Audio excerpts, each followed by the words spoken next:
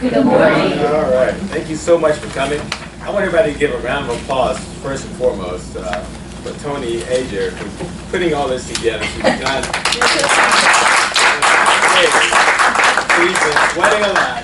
Well, I had a lot of good helpers today, and, Yes. and I have wonderful speakers that are so kind to donate their time. Yes, yes. So Tony was our past president, and our current president was totally under the weather. She couldn't make it. But basically, Tony was instrumental in putting together this great event and bringing an awesome lawyer to the table to talk about the FAR and different aspects of the FAR. And I'm going to give you a little background on Mr. Wojciech Konachi. Is that correct? Yes. One of the interesting things that he mentioned before I get started with just a small bio is that he spent time in Brooklyn by way of Detroit. Now, I don't know if you can visualize it something, because he has a little accent. I was thinking, how do you end up in Brooklyn and then, well, in Detroit and then in Brooklyn? He won't have time to discuss that as part of his presentation, but I'm sure if you get him one-on-one, he'll tell you more about that. But he also mentioned that he had an interesting background in government contracting, in that he was called upon to set up a school in Iraq. And basically, as part of his first contracting duties was to put it all in place. And it really, because of the way the contract was written, it wasn't supposed to be a permanent school. So what they did was they put together a big tent, and that represented the school for as long as the school needed to be up in place. So let's give him a round of applause for his service in Iraq. So let's get started. Mr. Konachi works for the Century Law Group's Government Contract and Compliance Council service. And he's been dealing with federal government contracting in the areas of compliance, bid protest, and federal litigation. He represents clients in matters involving Government Accountability Office, GAO, and bid protest, federal government, federal agency departments, boards of contract, appeals, litigation, and export controls, ITAR and EAR, and Trade Agreements Act of Compliance. As a judge advocate in the United States Army, Mr. Konachi practice focused on defending soldiers in court-martials, resolving legal questions during military operations in Iraq, and providing opinions on fiscal and procurement law issues, among others. So, you know, he served time in Iraq in a good way defending our brave soldiers, and that makes him a hero. So let's give a hero's welcome to Mr. Konachi.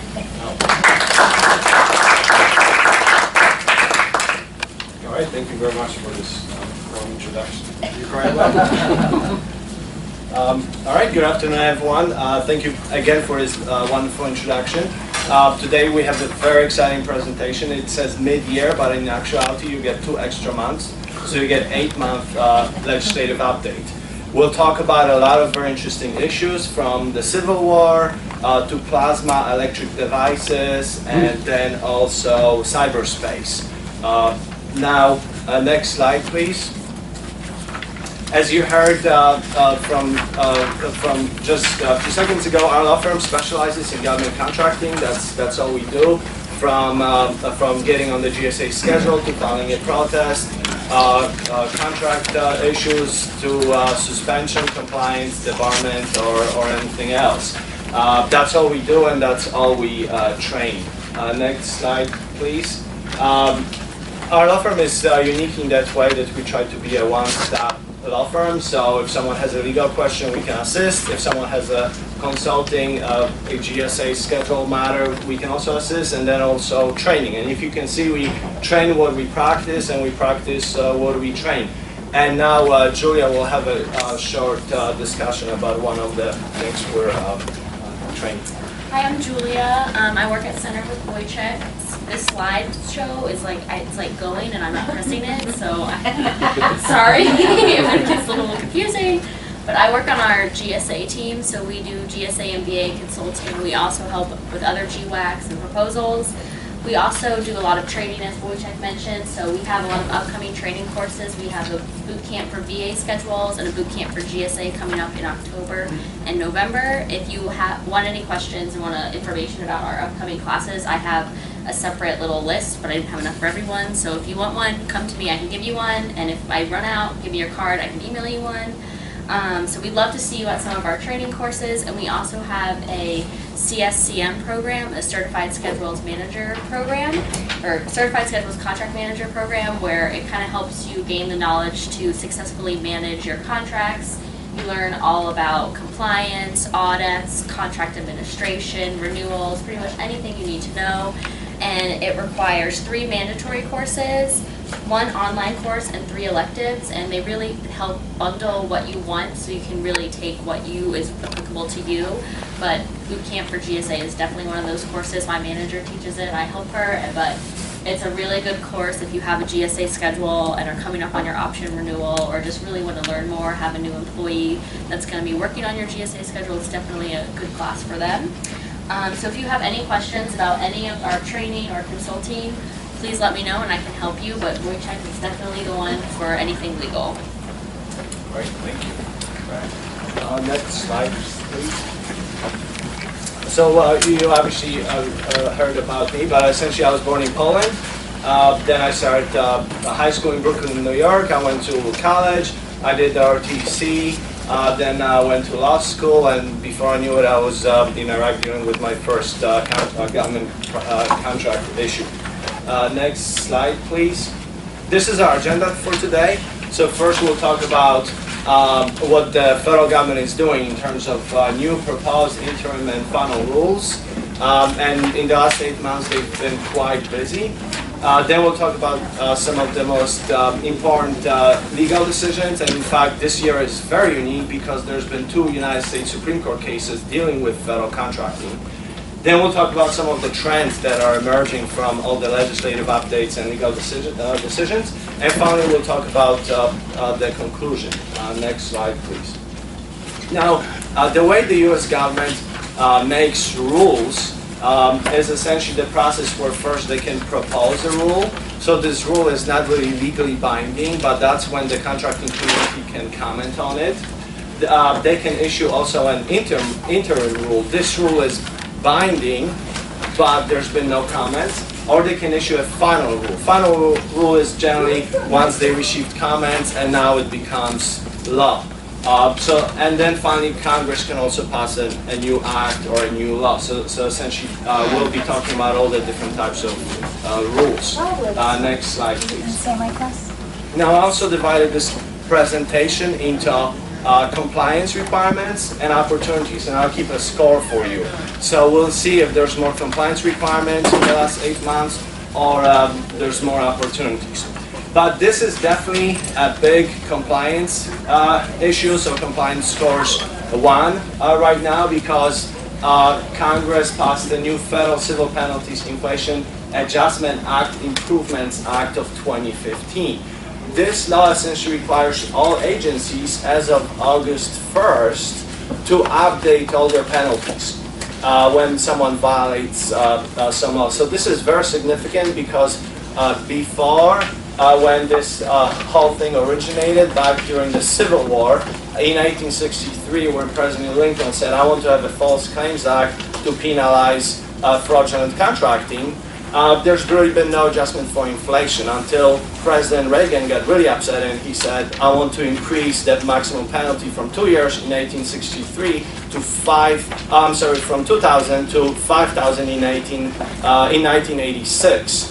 But other than that, there's really been no adjustment for inflation. So recently the government realized we need to update this, and all agencies were responsible for issuing new rules and final rules by adjusting their schedule, and we'll see how this plays out.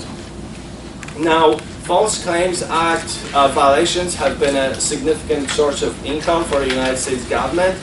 Since 1986, they've collected over $55 billion. And in 2015, they collected $3.5 million, and out of this $1.1 billion came from the federal contractors. So Department of Justice publishes their annual report on False Claims Act and penalties, and each year it seems like the penalties are increasing. So this is a very significant compliance issue. Next slide, please. And this is the interim final rule that the Department of Justice issued.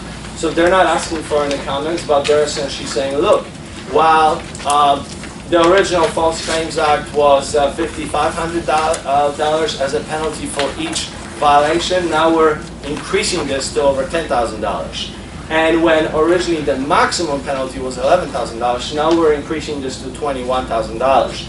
So if there's a lot of violations, it can very quickly add up. Just to give you one example, in 2003, there was one contractor who filed 8,400 false claims against the U.S. government, and he collected $300,000. So on average, he collected about $40 for each false claim. Now, once the Department of Justice got involved, they said, we will charge you $5,500 for the first 111 claims that you filed. So he already owed over $500,000. Then they said, we'll charge you another $174,000 for damages. So he ended up owing close to $750,000 for filing false claims where he collected $300,000. So he looked at the United States Constitution, 8th Amendment, cruel and unusual punishment, and he went to the Supreme Court and said, that's cruel and unusual punishment, it's just unfair. The Supreme Court didn't want to take that case, but when when the lower court did the math, they said your maximum exposure for filing 8,400 false claims was $86 million. Now, if you were to take $10,000 or even better, $21,000 for each violation, and you multiply this by the 111, from the start he would end up owing over $2 million. So that's a very significant compliance. Now, some of the aggravating factors that the Department of Justice said this has been going on for 4 years, and he was just using someone else's PIN number to file Medicare claims. Again, he only collected $40 on each claim, but he just did this intentionally, knowingly, and that's what the government focused on. Now, earlier this year, there was already one settlement for $18 million. So again, this will be probably one trend that we'll be seeing in terms of a potential liability and compliance issue. Next slide, please. Now, this is 2-0 for compliance requirements, because this is a new rule that the U.S. government published for basic safeguarding of contractor information systems. The United States has been essentially in the sprint mode when it comes to cybersecurity. So they've been issuing more and more rules for compliance. So earlier in 2015, we had a new rule on controlled unclassified information, how contractors need to protect that. Then we had controlled technical information, and now the government created a new definition of federal contractor information. If you just sell commercial items to the U.S. government, probably all you have is transactional data. But if there's any information that you store, if you store other people's personal information, or some technical data that maybe has a military application or otherwise, and military application can also be something medical or otherwise, or research, then this rule will potentially be applicable. It's already in the federal acquisition regulation, and it's effective as of 2 months ago. Now, just to highlight how important for the U.S. government it is to have all this cybersecurity, is what a few years ago the head of NSA said, that essentially all those cyber attacks amounts to the biggest transfer of wealth in the history of the world, because now you can get all this critical data and just transfer it overnight to another place around the world. Next slide, please. And this new rule essentially establishes 15 separate requirements that each contractor should have if they have this federal contractor information. And essentially, when I look at this, you can divide it into 3 different parts. The first one is user controls. When you have a new user on your network, do you just grant them access to everything? Maybe some people are suggesting you should deny them access to everything and then grant by an exception. A lot of times we deal with bid protests. So the way we do it under the geoprotective order, we have to create a separate folder that is restricted access just for several individuals. So should all the users have access to everything, essentially is the question. How do you verify that the right user is actually logging in? The second part is what the use control. So what the user can do. Do they need access to all the applications? Do they need access to the internet? Do they need access to all the functions or to the whole shared drive, or do they just need specific access to something? And finally, the third type is information system control. How do I verify that my information system, where maybe I have some my shared drive, that maybe I have some data that the government hired me to maintain, doesn't have any software that could potentially be used to conduct a cyber attack? How often do I scan my network? If I scan my network for 2 years and nothing comes up, does it mean that my network is secure, or does it mean that maybe I need to change my software? So this is a new rule. Again, it will not be applicable to everyone, but most experts in the field believe that there will be more and more contracts with those requirements. Next slide, please. This slide actually summarizes pretty well some of the major developments in the area of cybersecurity. As you can see on the very top, the first issue was in 1974, Privacy Act. Nothing really happened until 2010, 2013, 14, 15. But since then, there's been a number of new executive orders, TPforhire regulations, FAR regulations, agency regulations, more executive orders coming out. Probably the industry standard right now is what you see at the bottom, National Institute of Standards and Technology, NIST, publication, special publication 800-171. Essentially, because cybersecurity is essentially about not getting a stamp that you're cybersecurity certified, is about managing risks. This just requires to insert certain protections and safeguards in your whole system. Now, some people have questions like, what is cybersecurity? What is cyberspace? So probably the Army Cyber Command provided the best definition. Essentially, they said that cyberspace is another dimension. We have air, sea, land, but cyberspace is just another dimension. If you have your phone, it's probably transmitting a lot of data right now, even if you don't use it, and it's probably receiving a lot of data. So nothing is stable there. It constantly moves, and it can rapidly transfer a lot of information.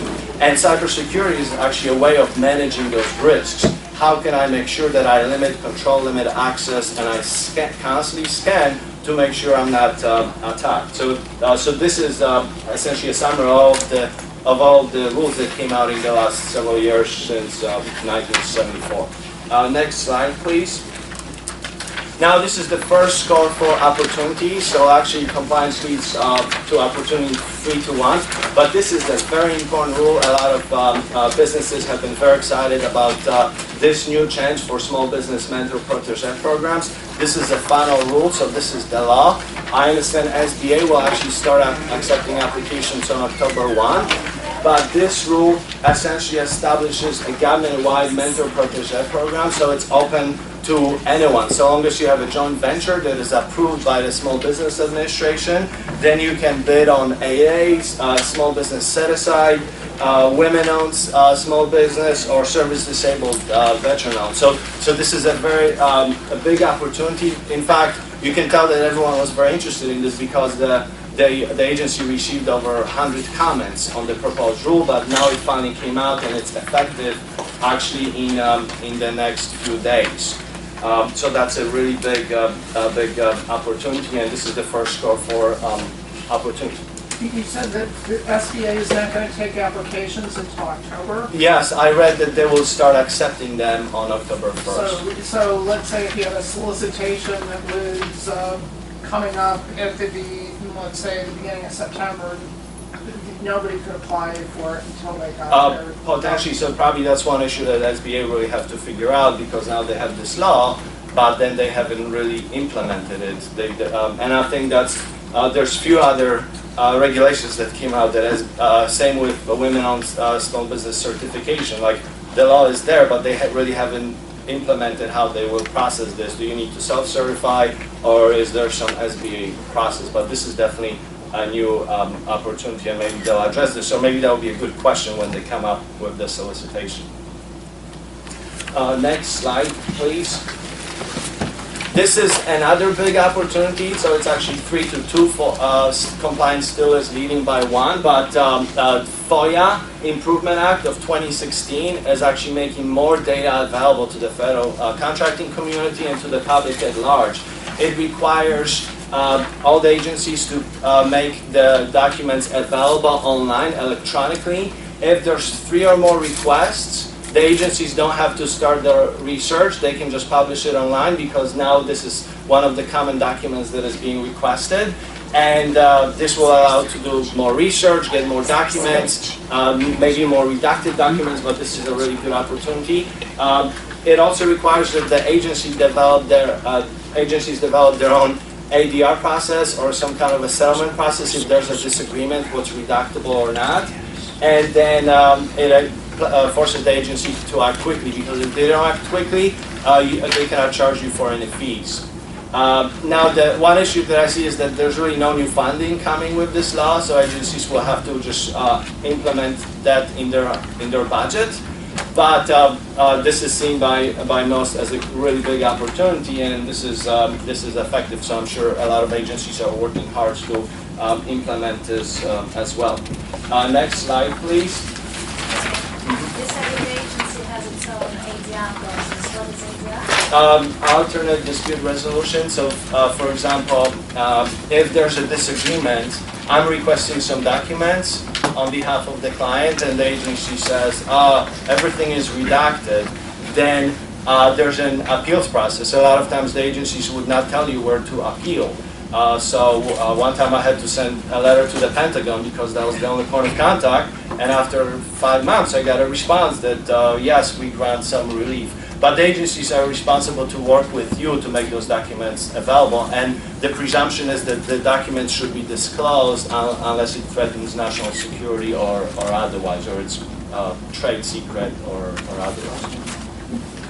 Now, this is another great opportunity. So actually, this for now is free compliant versus opportunity. But GAO has been working really hard in the last few years to update their whole bid process system. Now you see, this is a proposed rule, so it's not law, but this is pretty much what it will look like once they implement it. I'm always very concerned once we file a protest on behalf of someone, because if you don't file it in the morning, a GAO doesn't get to calling the agency by 5 o'clock, you don't get automatic stay. And this is the most powerful tool that you can have against the agency, because the agency can say, oh, GAO didn't call me on time, so now I can proceed with the contract. So this is supposed to take care of this. So there will be a new electronic protest docket system. This is the only place where you can file a protest, but the agency will be notified immediately, and they will be immediately forced to not proceed with this, so you can immediately get the automatic stay. Now there's a fee of $350 of filing the protest. I understand that there's no discounts if you file like 10 protests, you still have to pay. And GAO was also advising there's no refund. If you don't like the result, they will not give you a refund. But in terms of some of the major changes, jurisdiction, they will say we will look at anything, federal acquisition regulation or not. If there's some rules that the agency is supposed to abide and there's a conflict of interest, we'll look at this too. So for example, concession stands are not covered by the federal acquisition regulation, but they'll look at that as well. There's a new requirement for reimbursement. So previously, you file a protest, you request fees for filing the protest. Then the GAO would say, okay, file a claim. We recommend that you file a claim against the agency. Now the new rule actually says the agency gets to comment on this, and the protester has to respond to this. If you don't respond, you waive your request for fees. So that's just an additional burden. And then protective orders. A lot of individuals or businesses who would file a protest by themselves would see that the intervener would get counsel. And once the intervener had counsel, everything was under the GAO protective order, so the protester would really not see any documents because everything would be redacted.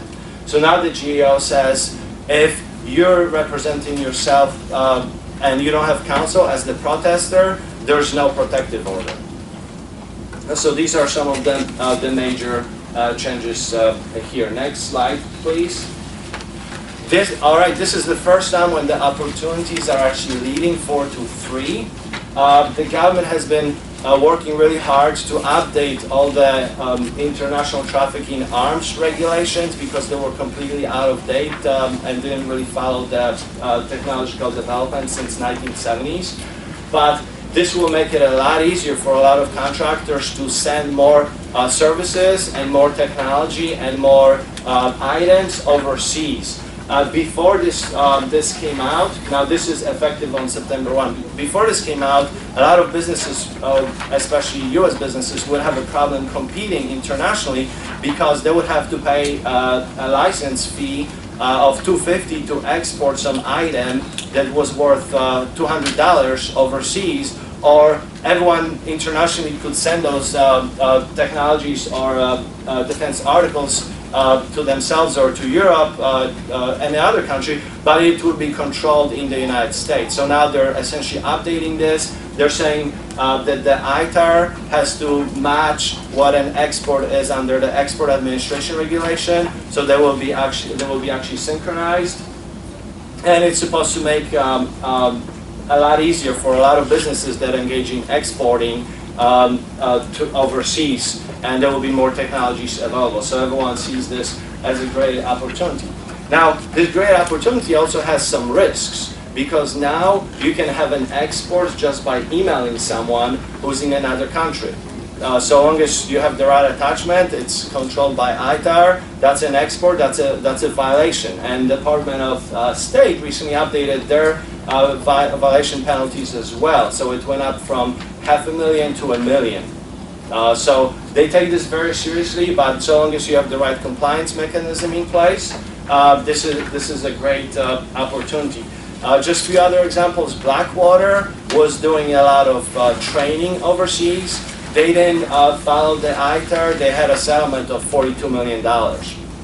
And then another company, they actually did mitigation, and they notified the Department of State very quickly that they engaged in violations, and the Department of State had a settlement where they just said, okay, it will be one violation for $100,000. So they have a disclosure mechanism, but this is a great opportunity, which also creates some risks.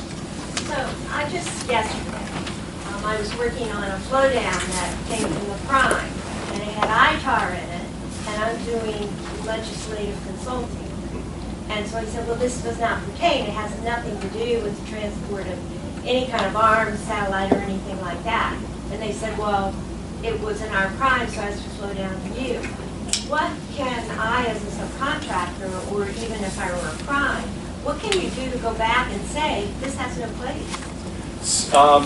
So there's a number of steps that you can do, but essentially this is between the prime and the CO. Yes. But a lot of times people think it's not covered, but it could be covered. One example that I can give you, there was a professor working on a government contract to research plasma electric devices, and it was a government-funded contract. He had a Chinese college student who was his research assistant, and then he traveled a few times to China to give a briefing, and then he was convicted of engaging in exports, because so long as it's a government contract, the government can put in what they want to protect, and a lot of companies, they just want to avoid this liability. He thought, well, it's just a research on plasma electric devices, but the government said, no, this is actually subject to the ITAR. So I think the first question would be to see what technical data you deal with, and how is this either covered under the ITAR or EAR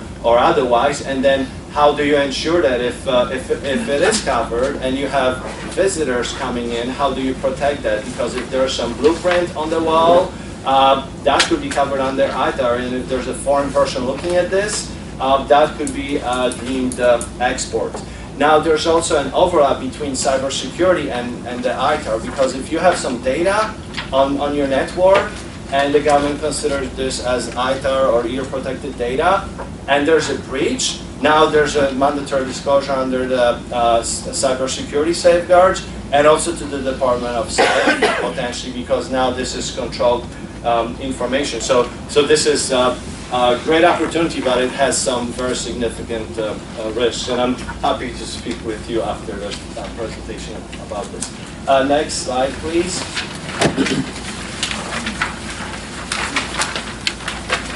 Next slide, please. This is now compliance is catching up to opportunity. It's far, but there's been some companies that have been able to go, I guess, around the system where the government wanted to ensure performance and integrity. So now the government essentially expanded the requirement of what needs to be reported. If there's some business, they have to report all their predecessors, subsidiaries, and otherwise. And if you look at the new FAR regulation, it's actually one number above the new cybersecurity safeguards. Next slide, please.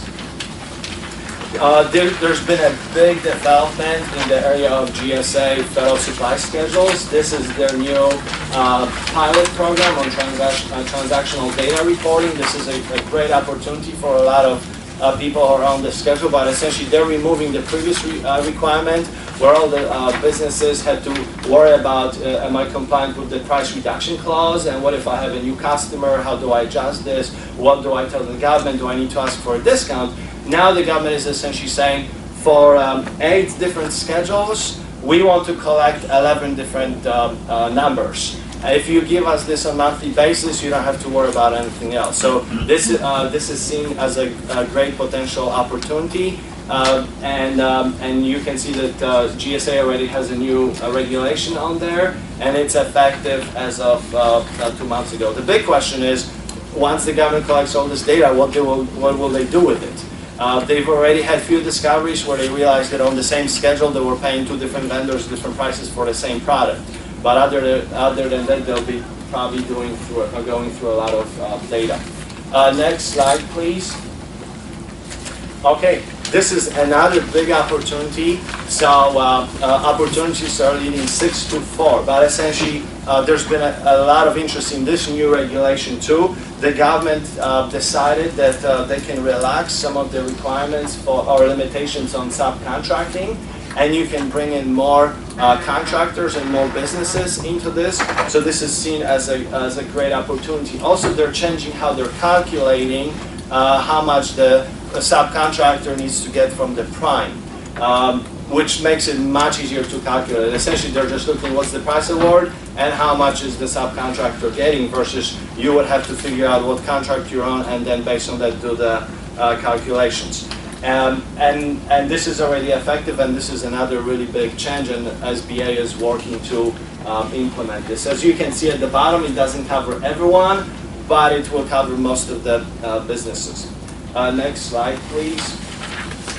Now, just as with the ITAR updates from 1970s, the Department of Labor has been also very busy, and they decided that they will update their own rules on sex discrimination guidelines. This rule is probably one of the longest ones. All the other rules that we talked about had 1, 2, 5 pages. This has 30 pages.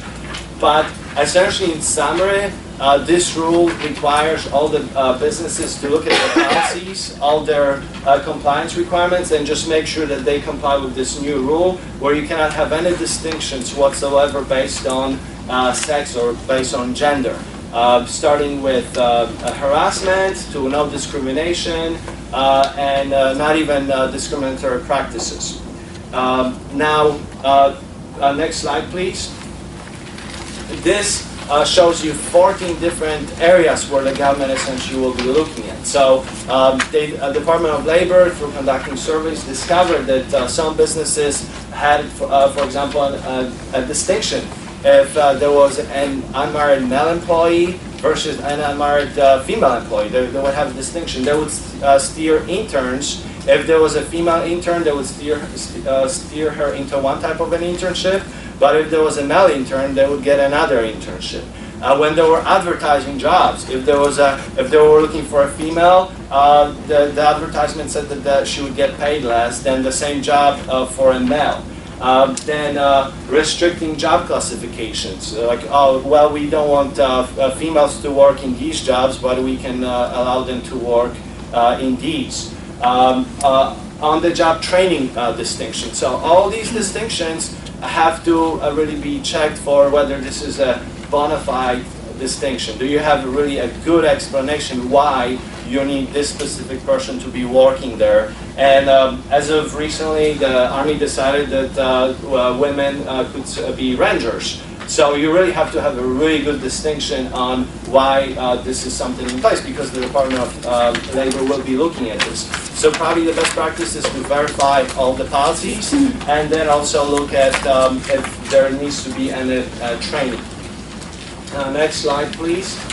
And this is 7 examples that the regulation actually addresses when it comes to compliance. So first, I remember when it was a really big change when you had to start calling the policeman police officer, but getting rid of all those foreman versus lineman requirements. Then designating gender neutral or sex neutral restrooms. If there's only one, if there's 2, you can have a separation. But if there's one, it has to be gender neutral. Providing the same accommodations. Not only telling female employees that, well, you can take maternity leave, but your spouse cannot take paternity leave.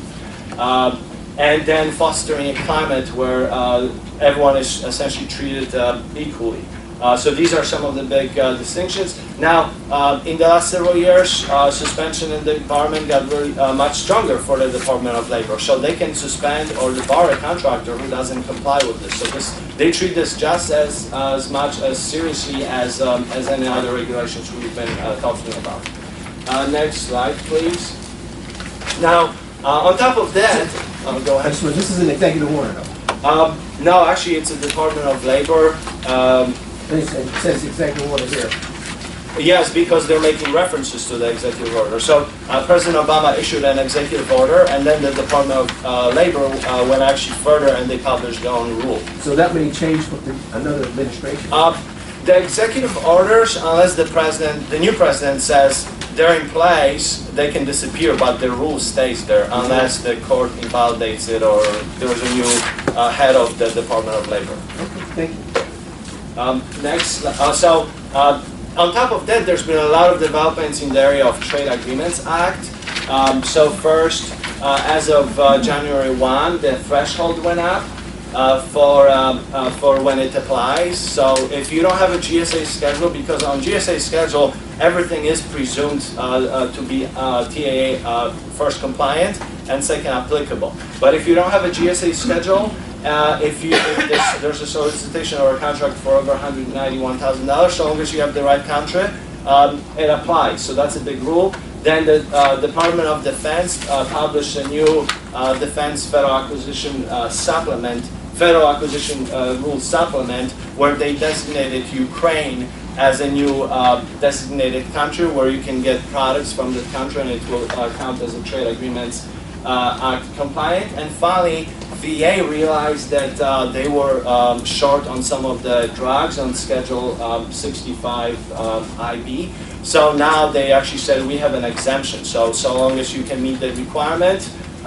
you can respond to that. So that was also a major development. And it looks like it's 6-6 for compliance and opportunities. Next slide, please. All right, so now we'll talk about some of the major developments when it comes to legal decisions, because this year is very unusual. The United States Supreme Court got involved twice in deciding federal contracting decisions, and on top of that, there's been other decisions as well. Next slide, please. So the big case that recently came out was on June 16. Where the United States Supreme Court decided that Kingdomware was right when it was arguing all along that it was entitled to be considered as for a bid by the VA because it could show a fair and reasonable price that was in the best interest of the government. Essentially, this whole matter started back in 2006 when Congress got really fed up with all the agencies saying that, well, we cannot meet our small business set-aside goals because they're just goals, and we just increased our set-asides by 0.1% over time. Now it's another 1 year later, it's 1%. So Congress said in their Veterans Benefits, Healthcare and Information Technology Act of 2006, you shall set aside. So Kingdomware read this law, and then they submitted their solicitation, and the VA said, oh, this is just the goal. Shall means maybe. GAO disagreed, and GAO said, no, shall means shall. But because GAO is another administrative agency, they just make recommendations. Now, the agencies that don't follow the recommendations from the GAO, they get on the special board in Congress. So Congress looks at this. Most agencies follow all the recommendations, but VA said, no, we don't follow this. So Kingdomware said, okay, we're going to the Court of Federal Claims. The Court of Federal Claims agreed with the VA, and essentially they said, yeah, we agree, this is just a go. So Kingdomware went to the Court of Appeals for the Federal Circuit, and there was really strong dissent from the Court of Federal from the Court of Appeals for the Federal Circuit, but the court also agreed with the Court of Federal Claims and with the VA. And then it finally reached the United States Supreme Court, and the United States Supreme Court told the VA, shall does not mean maybe. And based on that, in the last few months, VA has been very aggressively reporting to Congress on its progress to make all the contracts available for set-asides. So that's a really big development, and so long as this rule of two is complied with, the VA and a lot of other agencies will be required to comply with this. So the trend here that we will be probably seeing for the rest of the year and in the next few years, there will be more set-asides for small businesses and service-disabled veteran-owned businesses. We will also see more certifications because now either Small Business Administration or VA will need to have some kind of a process for verifying this. I'll go ahead, please. Are you also saying that it could be that service-disabled small businesses will be, there used to be no precedence amongst, women and service-disabled and 8A. Does this mean service-disabled might have some priority over others? I don't know if they'll have priority, but they'll probably have a stronger argument that so long as where there's a reasonable expectation that two or more such service-disabled veteran-owned small businesses will bid on the contract at a fair and reasonable price, it needs to be set aside for them. But this is a contracting officer's decision of which way they go in a procurement. Yes, but if they do right research, or if you can argue during the protest, oh, you failed to do the right research because there's 5 businesses that can offer a really good price, then you could potentially have a protest. Well, so let's say I'm a contracting officer and I find some 8As that can offer in 2 or more that can do a reasonable price. I want to do an 8A. Does this mean that I'm going to have to consider service disabled too? That's my understanding. It depends on your actual requirements. But if you look at this law, so long as it applies, if you can reasonably find 2 or more that can offer a reasonable price, sometimes, I mean, there's very few service-disabled veteran-owned small businesses right now that are properly certified. So there will be probably more businesses trying to get certified. But so long as the contracting officer can do reasonable research and find no one, then they can go with someone else. But if they do reasonable research and then they find someone, then they have to go with them. Oh, you have another question? No, I was just going to say, I am a VA verified service disabled vet, and right now it seems to be mostly affecting the VA. And I was in a meeting with Antonio Das, who's in charge of the Washington District area, and he said the SBA is still really sorting through how it affects everyone else. But VA, this particular decision was really directed toward the VA because they were supposed to be doing veterans first, and they had exceptions to that shouldn't have been made. So Right now, I think they're still sorting out how it will affect them. Yeah, thank you for this feedback, because you generally don't see this like in the new legislation. But yeah, I think that's like the new standard right now, and we'll probably hear more about this either later this year during the annual review, or sometime next year once they figure out how to implement this big decision. Next slide, please. This is the second Supreme Court decision. As you can see, it came out the same day as the first one.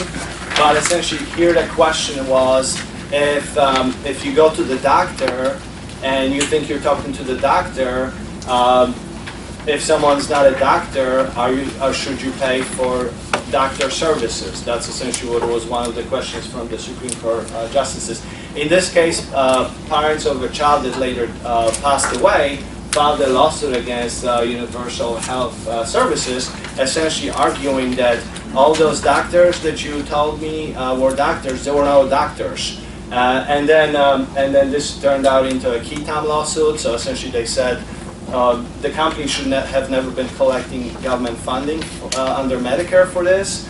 And then it went to the Supreme Court. And the big question, big concern for the contracting community was, is every single rule and requirement in the solicitation and in the contract conditioned on getting paid? What if I don't comply with some small rule, small modification that doesn't really affect conditions of payment? Doesn't mean I just don't get paid anything. But on the other hand, the government was arguing, if you hire someone, if the government hires someone to provide doctor services, you should be getting doctor services. So the Supreme Court first reminded the government, look, the False Claims Act started during the Civil War, and this was when contractors were selling guns that didn't fire to the government, food that expired for soldiers, or uniforms that just fell apart after raining one time.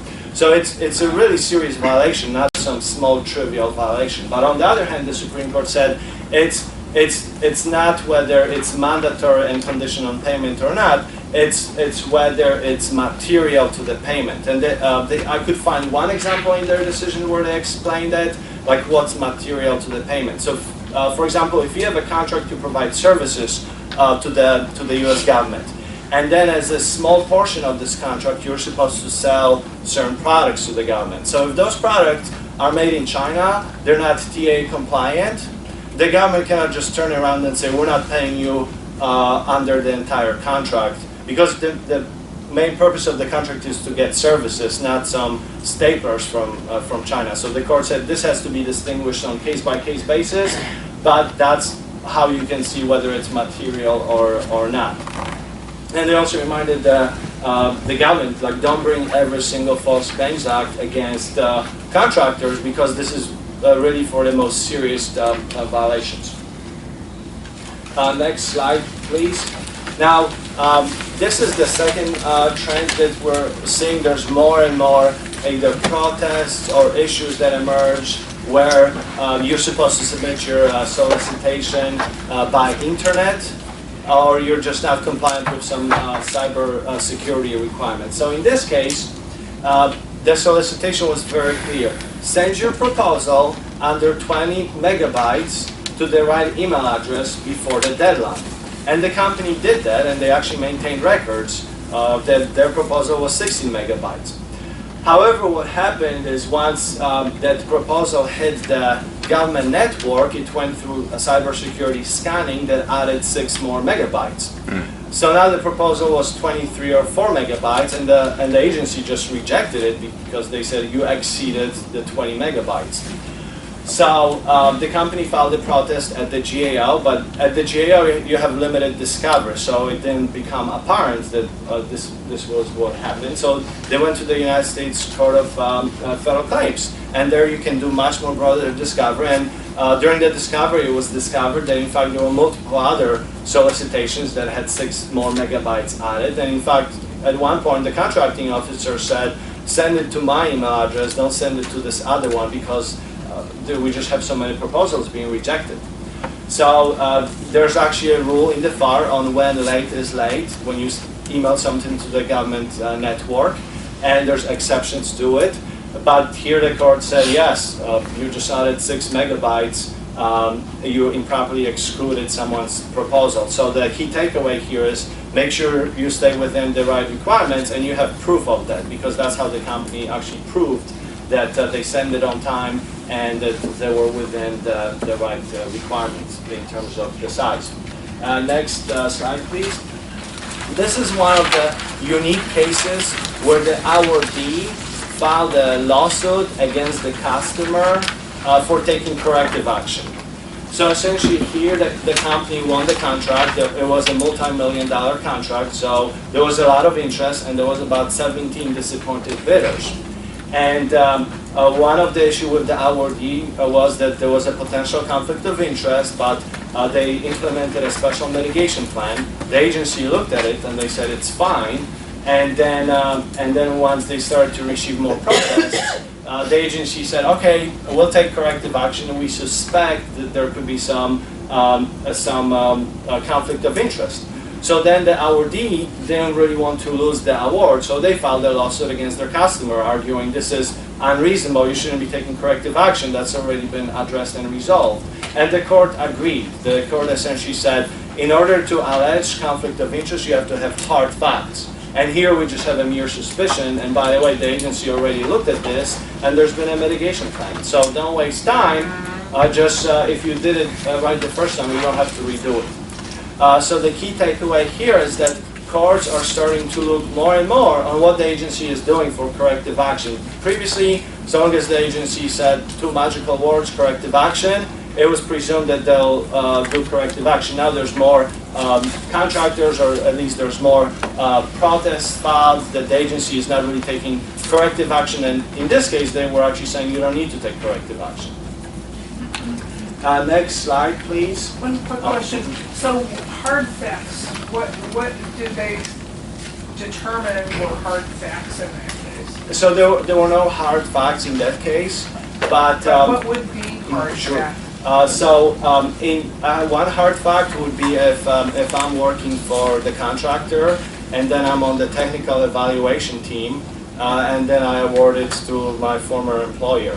Another hard fact would be I received an email accidentally from the contracting officer with the proposal of my competitor. I don't tell the contracting officer. I use their proposal to make my proposal better, and then I submit it, and then I win. There was actually one company that did that, and they barely escaped debarment. But these are some of the hard facts. Speculation. Well, I suspect that one of the people on the technical team has a conflict of interest because his second spouse knows a friend of a cousin of a contractor who's my competitor. The GO says that's not really a hard fact. So it's very fact specific. It's a rather crude legal term, hard facts, but they really look at something more than just a mere suspicion. Next slide, please. Now, and this is actually a good example of hard facts. So in this case, the agency awarded a contract, and then one of the people who was selecting the technical evaluation team used to work for the awardee. And the way he selected the technical evaluation team, he selected the people who were really not technically proficient to make a determination what was technically acceptable for the agency. So that was a really big hard fact. The agency agreed to take corrective action, but in the emails later it became apparent that they were not taking corrective action. They were just trying to figure out how can they better justify their original decision. So Starr Associates filed a second protest, and the agency said, okay, we'll take another corrective action. And there were other hard facts for conflicts of interest, but finally, once Starr Associates filed a lawsuit in the Court of Federal Claims, the agency said, okay, we just cancel the solicitation because we don't have a requirement anymore. And then the court said, well, you cannot really explain to us how all of a sudden you lost the interest in the requirement. There's no analysis explaining that you don't have a requirement. You do have a very strong requirement. In fact, you have a backup, and that's why you need this requirement.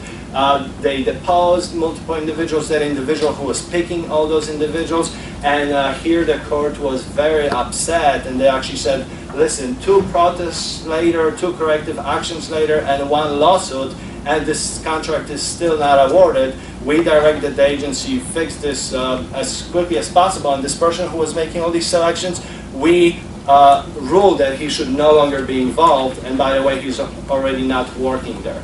So if you want to read about some good inner workings during the technical evaluation process, that's a really good case to read, because the court was really upset and they wanted to flesh out all the different things that happened in detail. There's very little law, but there's a lot of good facts.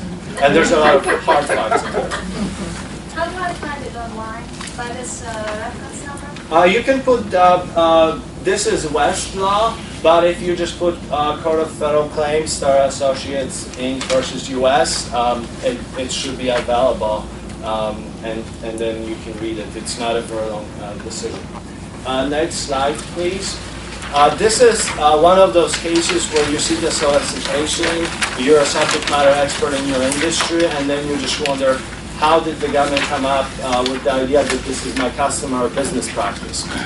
So in this case, this involved a protest for waste removal, and the government decided that they will pay the contractors not based on how many containers they use, but by how much waste they collect. And most contractors said, no, our costs are the same whether we collect 1, 2, 5 containers, whether they're full, empty, or half full, or half empty. But the government said, no, we looked at our other contracts, and we determined that this was your business practice. So they filed a protest with the GAO, and the GAO agreed. The far is clear, it's business practice. It's not how government thinks you run your business. It's your business practice. And so the key takeaway here is, if you see something unusual in the solicitation, that's just not how you do business, ask questions. Because later, if you file a protest, GAO will look whether there were any questions asked, or request a debriefing. Because then you can really figure out, was this customer a business practice, or was this some invention that the government felt that this was a business practice? I think the government made some really strong arguments, but the GAO said, no, it's the far is clear, it's a business practice in the industry, not how the contract is written. Next slide, please. And this is following the trend of cybersecurity safeguards. So essentially here the government issued a solicitation for website content management, and one of the protesters essentially filed a protest, and they said, look, the awardee presented you with the proposal that has no cybersecurity protections under the Federal Information System Management Act of 2014. So it's not compliant with your own law. So it went to the GAO, and GAO essentially said, well, if that's how the government wants to issue their solicitation, that's on them, and they denied the protest. So maybe the result wasn't right, but that's what more businesses will be looking at right now. What's the requirement, and is it cybersecurity? And then competitors will also be looking, is this company offering something that meets the requirements? And the government will probably putting more cybersecurity requirements in their solicitations to start with. Next slide, please. This is actually just from a few weeks ago, where you can see how a whole proposal can unravel once a key person leaves. So here, there was a specific requirement to have a key person. This person left. The company was trying to provide a replacement, someone else, pull information from other people, but GAO said, no, your key personnel left, the agency reasonably excluded you, so your proposal is just not acceptable. Next. How did the government find out? So somebody submitted a proposal for the key person, and the government gave them a deficiency? Yeah, so essentially they discovered that the person that was originally proposed, there was no way he would be working there. So But just got that information. yes, and then they were arguing, well, we have someone else, but the government said, no, you just don't have the key person. Next slide, please. And this is one of the, this is actually the last case that we'll be discussing. But this is very interesting because it essentially shows that the agency made some really complex calculations where they valued someone's proposal by $80 million. So they just did the math incorrectly. The proposal was way over what the proposal actually said. The company filed a protest. The agency said we'll do corrective action. It was still not corrected. So the company said, okay, we asked for full costs and fees of carrying the burden of the protest. And the agency could not really provide a good explanation why they did those additions and subtractions incorrectly. And the GAO said, okay, submit a claim for all costs. So it's very important to ask questions, go to the debriefing, and really make sure that the agency does their math correctly, because ultimately it's all about the government getting the best contract possible. Next slide, please. So now we're into trends. Next slide, please. So here are some of the trends that we've been discussing in about the last hour. False Claims Act and compliance, that's on the government's radar. It's a big source of revenue. Federal contractor information compliance, there's more and more cybersecurity regulations that are coming out. They will be in contracts. They will be looked at by competitors. So that's a serious concern. Cybersecurity and export control. I saw a really interesting picture of from the Museum of National Archives, where they would just have billions of books, and then there was one thumb drive right next to it, and they said 70 or 50, 30 years ago, that's all you needed. Now you can just have all this data on one thumb drive. Meaningful corrective action, courts will question it, agencies will do it, and then finally small business and export control opportunities. That's essentially a major breakthrough, because there has been nothing happening in the last 30 years for most part. And then Trade Agreements Act, compliance scrutiny as well. Next slide, please. So as you can see, it's an even match, 6-6. I was hoping we would have a winner, but I guess we'll have to wait till the end of the year to decide who's going to lead the way. Thank you. Now, next slide, please. So this essentially concludes the presentation. Next slide, please. Julia initially said we had some training coming up, so in 2 days we have a training on debriefings. If anyone is interested, it's a webinar during lunchtime. Next slide, please. And then these are all the other upcoming trainings. And you should have them on your slides. Next slide, please. All right, thank you very much for your attention, for very good questions. Thank you for the feedback from you as well. And this concludes my presentation. Thank you very much.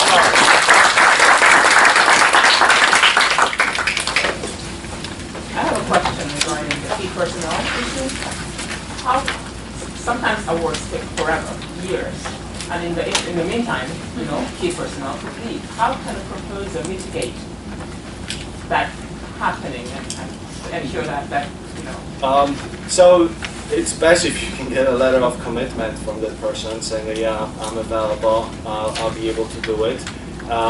And then once you propose it, it's locked in. So unless you know this person, you never talk to that person, this person will never work for you, but you're still proposing because you found him on LinkedIn, then that's one issue. But once you have a letter of commitment, then you can pretty much say, well, that's what changed. I have no control how long the government takes, but at the time I had a good letter of commitment. And then it's just a power of contract administration. Maybe now you can switch this person somehow. Yeah, because people move, people leave. If this person cannot start with you, maybe they'll start with someone else. But the safest way is to talk to this person, interview them in detail, get a current resume, and then get a good letter of commitment.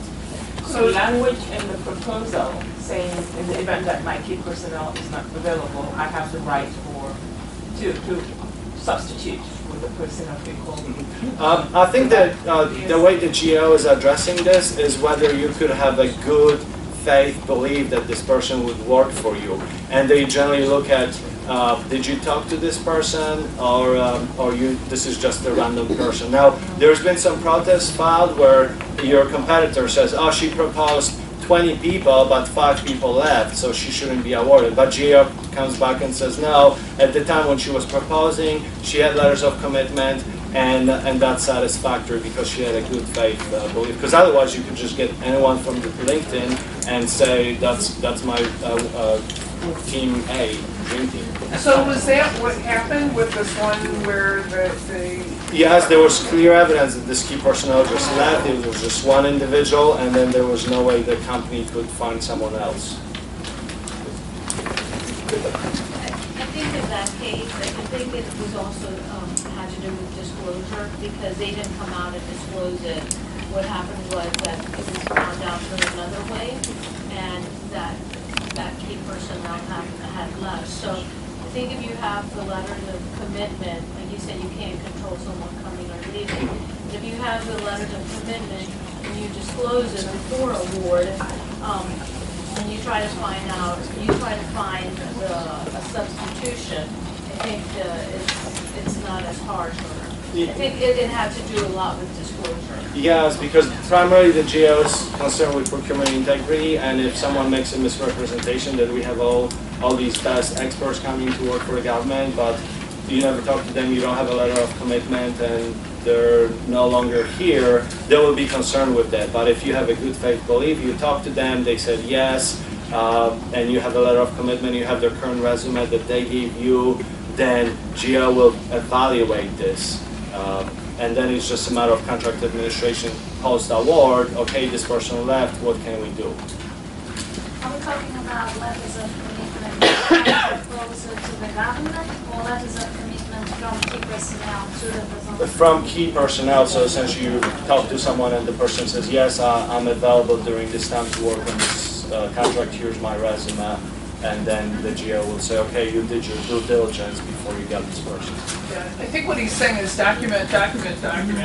Yeah, because later once there's a protest, GAO might ask, okay, when's the last time you talked to this person? And if you can say, I actually never talked to this person, but he's my friend on Facebook, then thank you.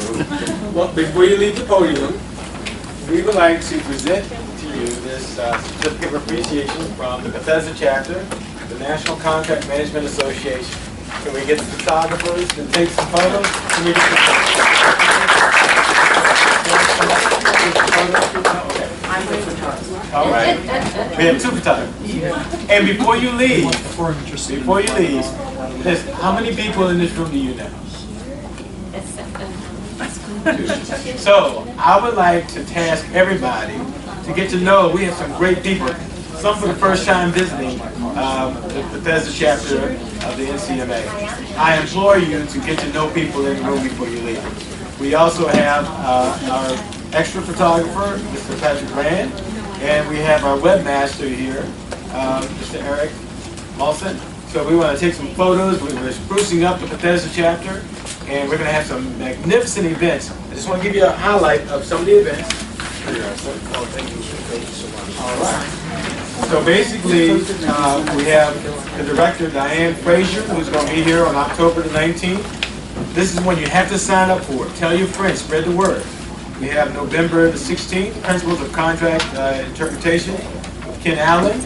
We have November the 17th, and that's tentative, but we're going to have a major evening event. We're going to spread the word. We're going to have all kinds of contracting people, contracting officers, and some key speakers. And I've been kind of tasked along with Tony to bring in some powerful people for you to ask questions of and to listen to. So we're getting ready to take this to the next level. I also work with Solar City. I'm getting them to sponsor some of the events. And one of my sponsors is Evergreen Technologies, Terrence Martin. We'll get him to actually sponsor so we can have great evening events towards the end of this year as well as throughout all of next year. All right? And I think we have Tony wants to make a statement. I'm Tony. I'm usually the one, if you send an RSVP, I'm usually the one who sends something back to you. And normally I have a very nice sign-in sheet and I can't find it. So unfortunately, it's a pad of paper. There's one as you leave. So the only reason I asked you to do this is if you lose your certificate, then you can always come to me and say, I know I came to some sort of a meeting about FAR updates, and then I can just look at it and send you a new certificate. So I really do keep this information. So I appreciate it. A lot of new faces, and please come back. Oh, and if you haven't signed up to join, we have Mr. Stamps. He's in charge of membership. Please give him your card. He runs a cyber control company, cybersecurity company. He's a great person for you to get to know. Connect with him. Join. Doesn't cost much. We're going to have, it's going to be a fantastic end of the year and even better next year. So you want to attend every single event and get to know at least 5 people before you leave each one. That's critical. That's the most important resource we have in the room. Other people who do great things to help you grow your business and your life. Okay. Thank you so much.